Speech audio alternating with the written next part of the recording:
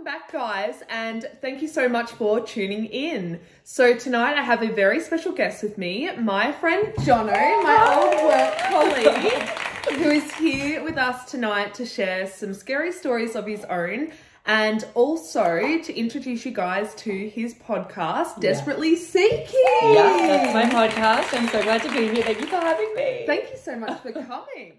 So guys, you should definitely go and check out the Desperately Seeking podcast on all of your streaming services. Please. And check these guys out on Instagram for some funny content. Many lols. And all the hot goss. Yeah, that's at Desperately Seeking Podcast. So as we mentioned, Jono does a podcast called Desperately Seeking, and I bet you're all very curious to know what this podcast is about and what Jono is doing here tonight. Jono, tell us all about Desperately Seeking. Okay, so I started this podcast 2.5 years ago. It's me and my sister. I am hopeless in love. Like, before the podcast, I hadn't been on a date in my life. And so I didn't know what I'm doing. So it's me like trying to figure out how to date, how to get someone to fall for me. And yeah, hopefully it will end with me getting a boyfriend, but after 2.5 years, it's not happened. Bless. So yeah, we're still seeking. Still kissing many toads, still waiting for our prince. But I have full faith that you will find Mr. Right. Absolutely. So. I hope so. Well, you were on an episode and you were amazing on it. I was.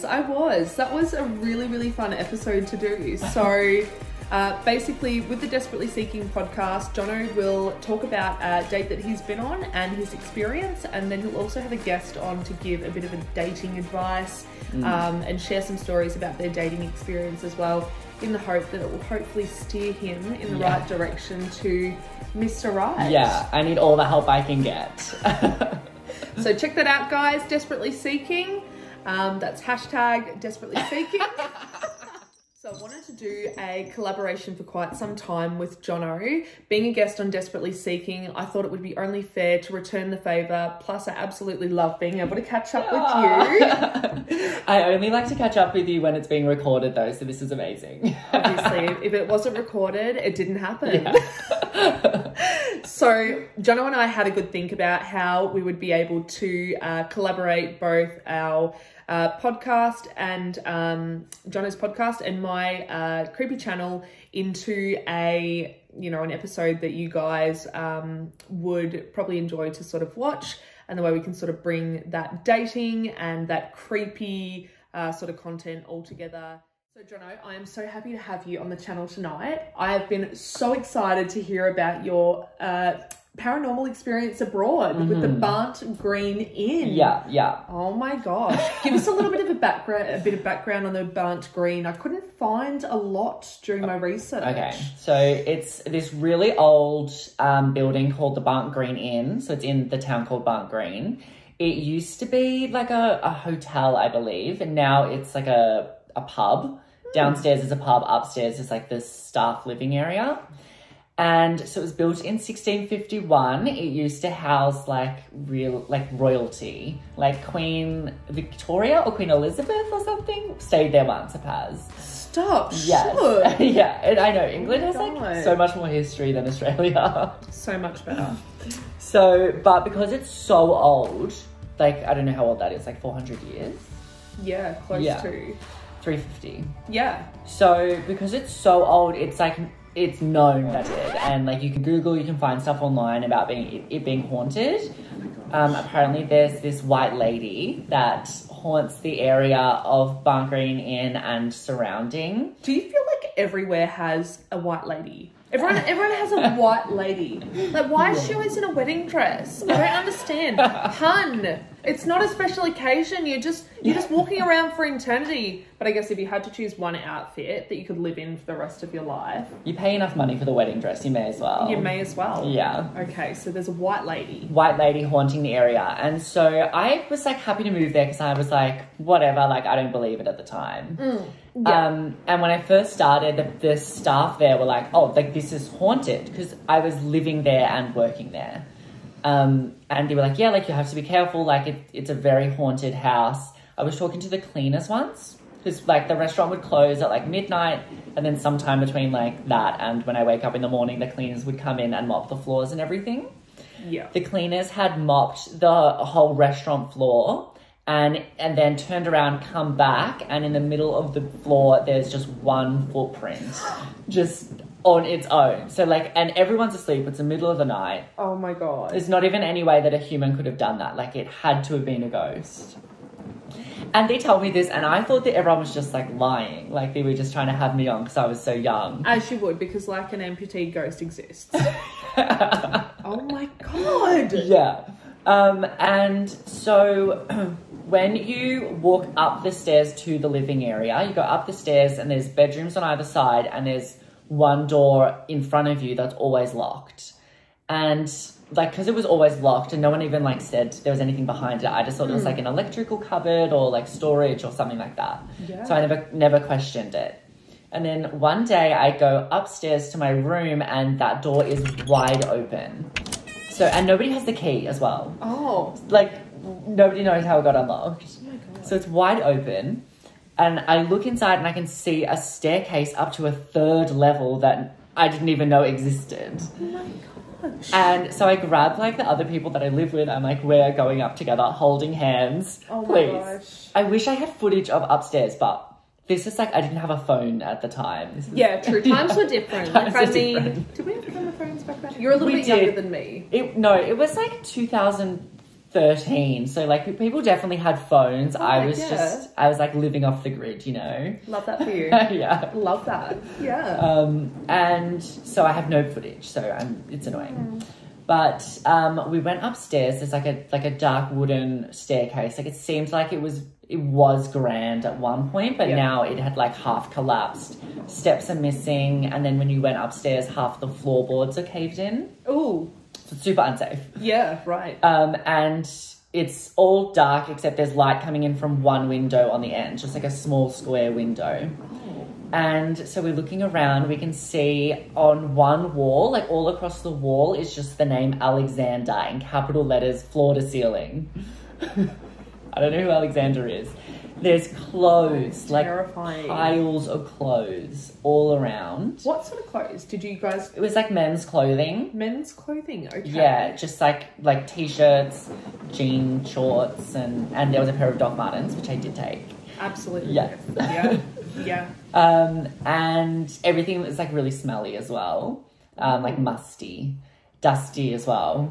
And there was also like notebooks that just had like random scribbling in there, like nothing that really made sense. It was very crazy person vibes. Oh my gosh, someone hiding in the attic, just rambling away, writing their name on the wall so that during their delusions they don't forget who they are.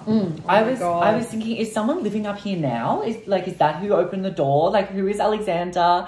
Yeah. Like, imagine living in a house for like 6 months and then you find out there's a whole level above that's filled with clothes and all this. And it's like, terrifying. If there was someone else living there, like, are they watching you while you're like sleeping? Oh my Or, god. like, I mean, oh my god. Yeah.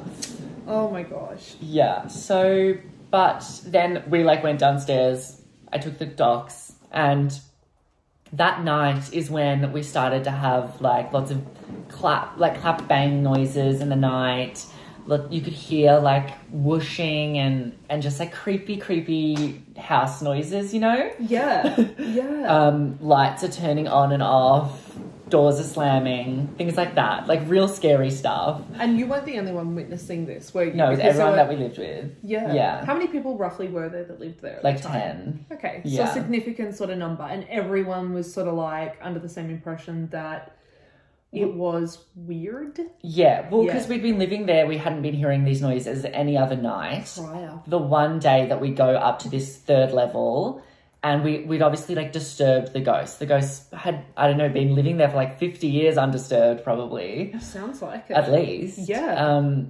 And then all of a sudden we go up there like, oh, and I'm taking your shoes. Oh my gosh, it's like, Jono, don't take my shoes, please. They're expensive. I know. I was going to wear those this weekend to my festival. Oh my gosh. It's literally like you've almost opened up either a portal or, like you've said, you've really disturbed someone's sort of space, haven't you? Yes. And so these noises continued for a few days and then settled down. Right. But now that I think of it, the house did catch fire at one point. Oh my gosh. So that may have been related. I think I did read that during trying to research the Barnt Green Inn. There wasn't a great deal of the history sort of side of it online. There was a lot about the hauntings and everything, but not too much in regards to the history. I mean, there was plenty about the hauntings and everything like that, but I think I did skim over some information that did outline that there was a pretty tragic fire there at some stage or another. Okay, I haven't read that. I mean, there was a fire when I was there. Another one? Yeah. See, I read there was one in like 1800s or something, which could be correct or incorrect. Well, maybe the people that died in that fire then started my fire. Maybe. Tell me about the fire. What happened with that? Okay, well, it was like between the levels. That's where the fire started. So we thought it was like electrical, but maybe it was ghostly. And our fire alarm was broken as well. So it would go off all the time and we would just ignore it because it was just faulty. And so one day the fire alarm's going off. I'm sitting in my room reading a book. Like, oh, it's so annoying. Yeah. And then my mate bursts in, like flings my door open. He's like, it's not a drill, get the hell out. There's smoke everywhere, like full on fire. Jono, that is so bad. It's so scary. Oh my God. Run outside and it's like the middle of winter in England. So it was freezing cold. Oh my gosh. And yeah, the house is on fire. And I was like, oh my God, my passport and all my things are Oh my there. gosh, shit, of course. What to do? So I ended up going back in because I didn't actually see flames. It was all just like super smoky, like you could barely see in front of you. Yep. Ran in, grabbed my things, put a coat on, and went back outside. But because it was Put a coat on, you'd be warm if you burned at least. Roasty, toasty. Oh my God, yes. Passport I can understand. It was very like, what do I grab? Like I've never been in that situation where it's like emergency, grab your prized belongings. Yeah. Oh my gosh. But because it was a pub, then customers were then coming and they would be like trying to get in. I'd be like, no, the building's on fire. You cannot go in there. And they're like, oh no, but I've got a booking at 12:30. And I'm like, the building is on fire. What, you want to book in next to the fire? Because you'll be in it. I'm like, your booking is cancelled. It's on fire. Like, I can't explain that enough. Gosh. People are crazy. No, I've got a booking at 12 o'clock, love, by fire. Yeah, well, that's just raging out of control. Yeah, like flames coming off this building. And they're like, oh my God. Oh no, I'm going in. I'm like, no, man. Like, how do you want your steak? Well done. Yeah. Oh my gosh. That is crazy. Yeah. So there was a fire while you were there as well. Oh, paranormal and fire instances is a really, really intriguing sort of topic. It's funny how these spontaneous fires always seem to surround anything to do with the paranormal, and a lot of the time they're always put down to electrical fault or unknown. So how intriguing. Yeah. And it's just like at the time I didn't think it was that, but looking back it makes so much more sense. I mean, it's a really old building. There were definitely ghosts and nobody knows how this fire started. Oh my gosh, that is terrifying. I mean, it definitely sounds like you opened up some sort of portal and whatever it was wasn't too happy about that. They were just in protest. It's just like,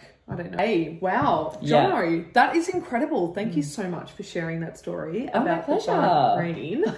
Oh, wow. Okay. In true spirit of our little collaboration between My Creepy Channel and Your Desperately Seeking podcast, everything you need to know about Jono's dating escapades, Dating Advice 101, I thought that it might be a good topic to cover, your scariest dating story or most unnerving dating story that you've either heard on your podcast or experienced yourself.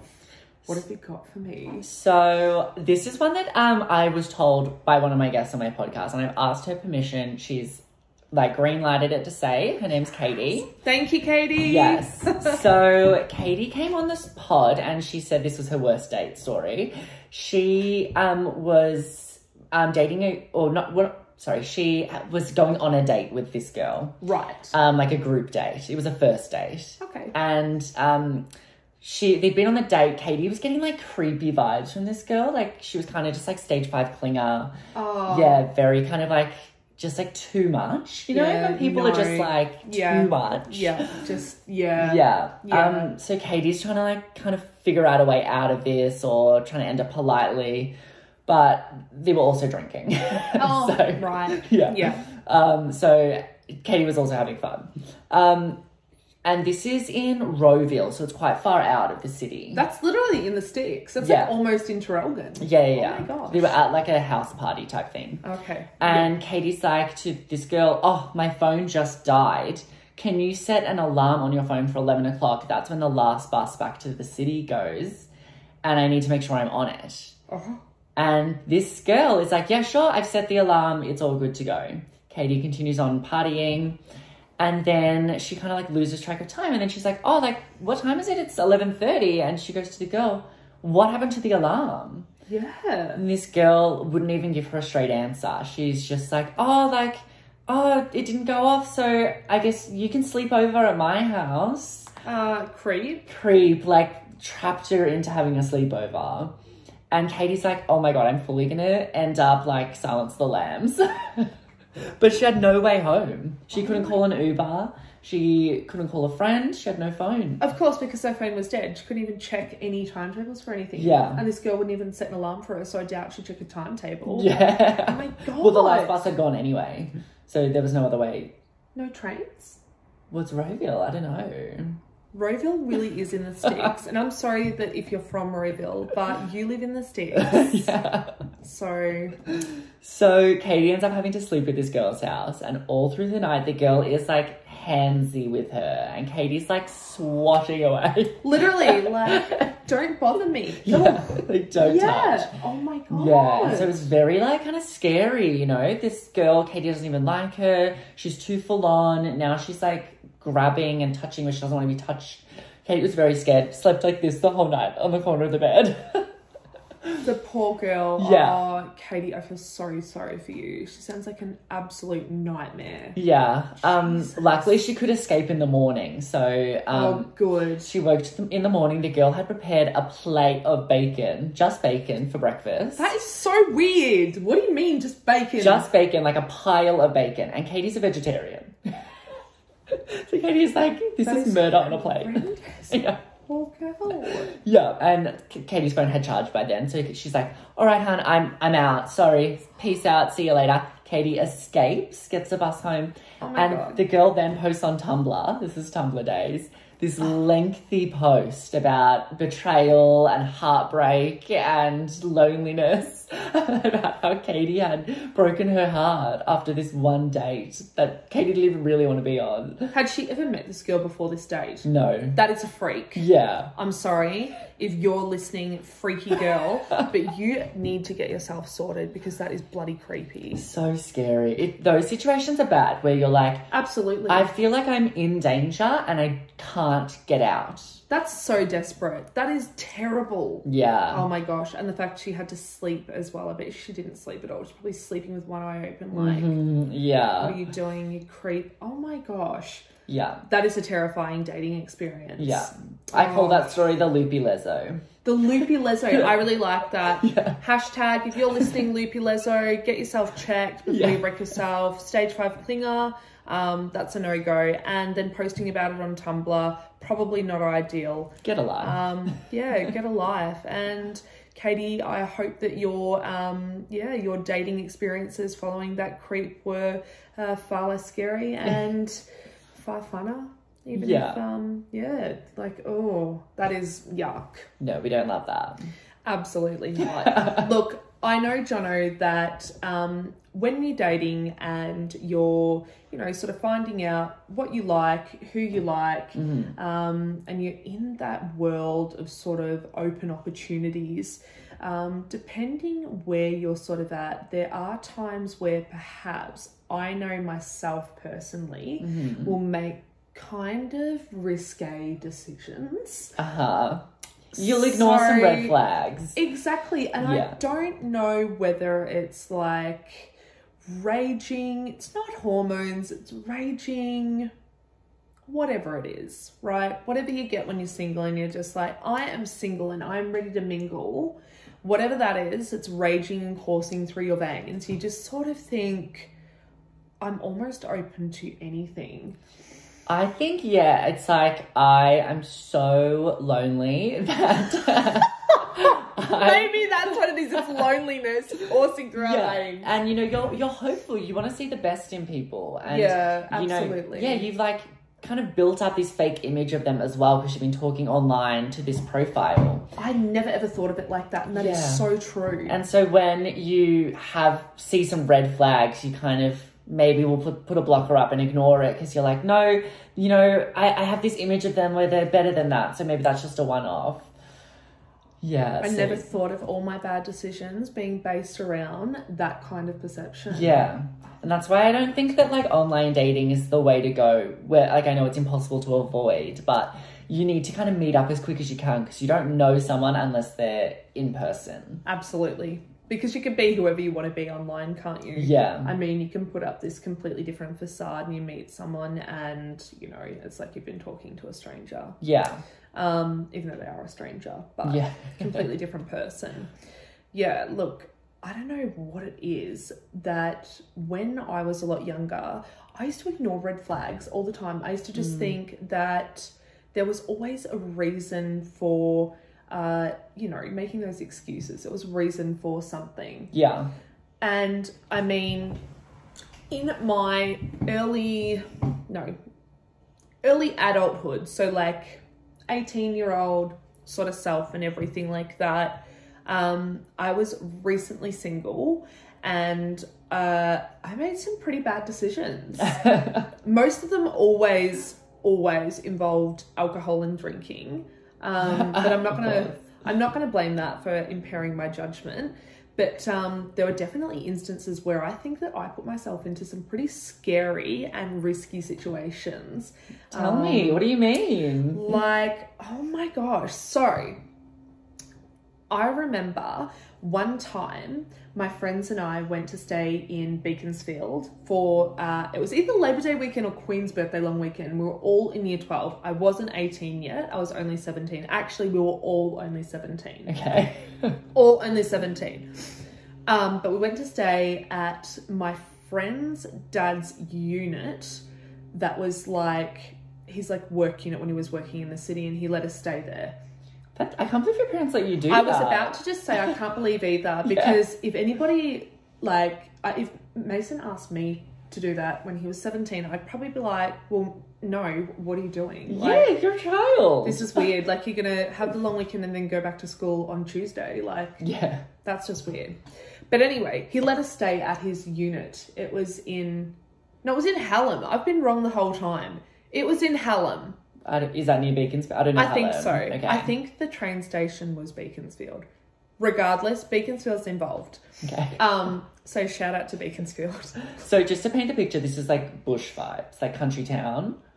It's like outskirts of metro. So it's not quite country vibes, but it's the very, very start of like the metro train line. Okay. So we're talking like an hour and a half out of the city. Okay. So that's the sticks, right? Yeah, very. Very sticks. And we were living in Traralgon at the time. So for us, it was like us coming to the big smoke.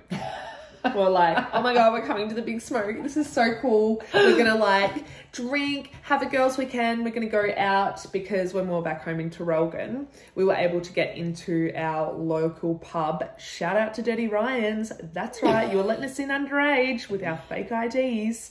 We were able to get in there from the ages sort of 16 until we're 18 with real IDs.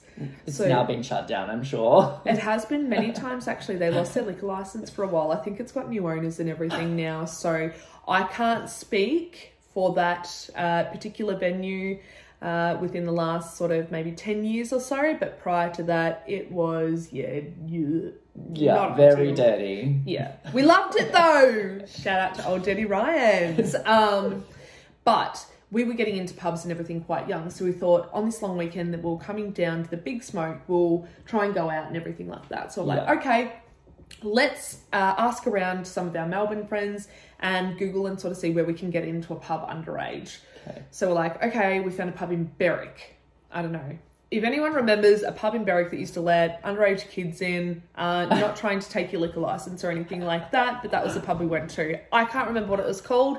We were too drunk to care, and we weren't actually from Berwick. So we went to the pub, and good news for you, Berwick pub, you didn't let us in underage. So we were pretty much stuck.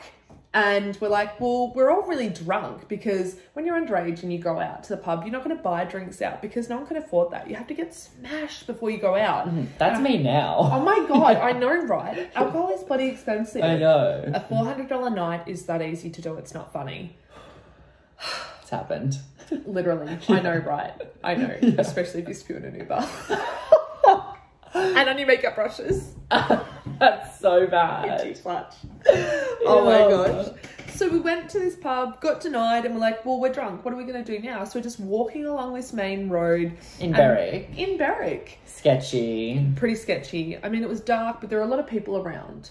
And it was back in the day when like lots of people like to drive around in their cars and like shout things out the window, like holler at your girl, like whatever. And there were like these guys that were driving in a car, they like hollered out, and for some reason, like we wouldn't usually jump in a car with strangers. So there were like 4 of us or 5 of us and 2 of them. But anyway, we all piled into the car, blind drunk. I know.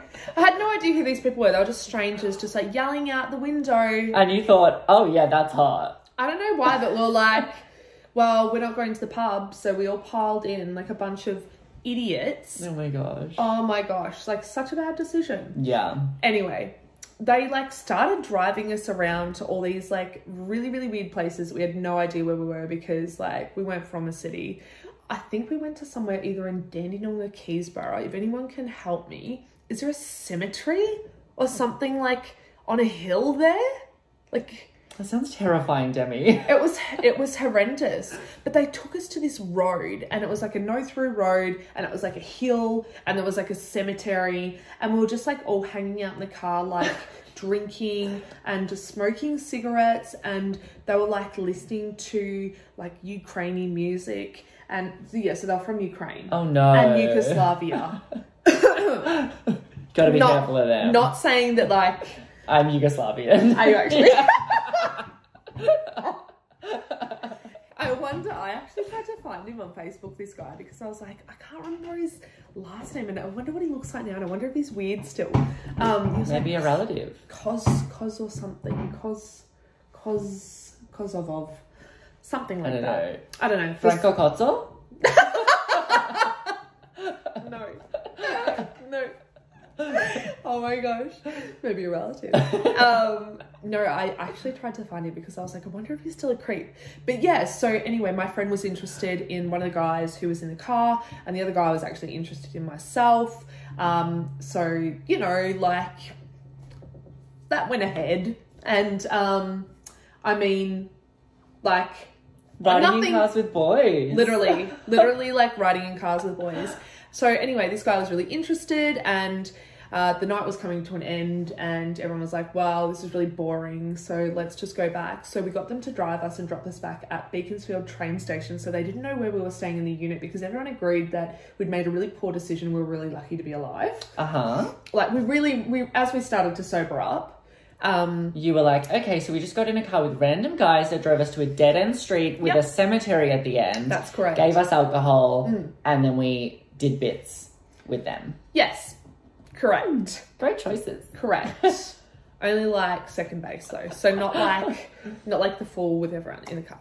But yeah, like that's what we did. We made the stupid decision. We got back to the train station where we decided that that was a safe like place to get dropped off, so they wouldn't like come and kidnap us in the unit, because we were like totally convinced they were just gonna like sex slave traffic us or something like that. Oh my gosh. I mean, they weren't, but well, I don't know.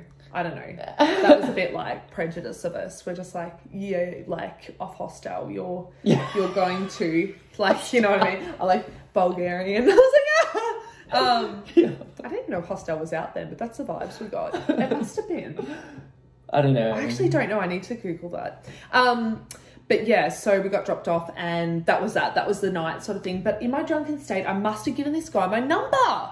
So he came, like, I spoke to him and then we like were actually sort of like speaking and not in a relationship, but kind of not really weird, right? Weird. Okay. And then he came down to meet me for a second time in Traralgon, and then his car had changed. It was a panel van this time. Like, I mean, like a full, is it 70s panel vans? Like the old school panel vans that Surface would have. Like full lock you up, no one will see you sort of panel van. Okay.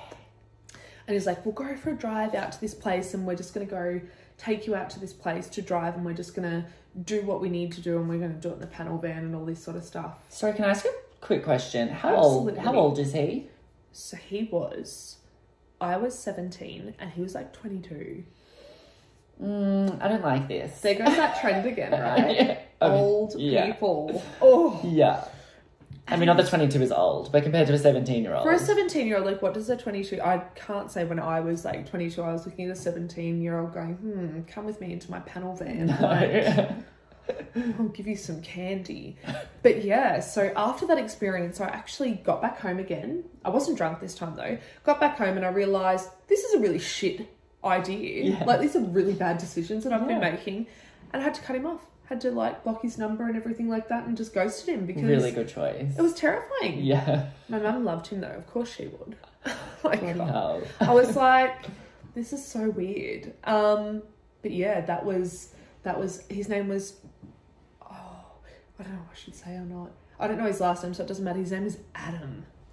Adam, that's a guy. We like Adam. Adam Brody. Yeah. Adam Goods. Yeah, I mean I'm sure he was nice enough.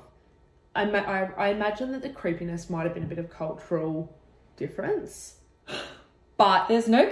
I'm Yugoslavia. Do you think I'm creepy? No. But like, I think the experience was creepy. Yes, granted, that night that we're in the car drunk and everything was creepy. But I think perhaps moving forward from that, his mannerisms of being so like full on and a bit that's making excuses again for red flags. He was just a creep. He was a creep. Yeah. See? How easy is that to do that? Guys, you need to be really, really mindful. Bit of dating advice 101. Don't make excuses for red flags. You need to absolutely read into that intuition and trust your gut. Don't make excuses for it. He was a creep.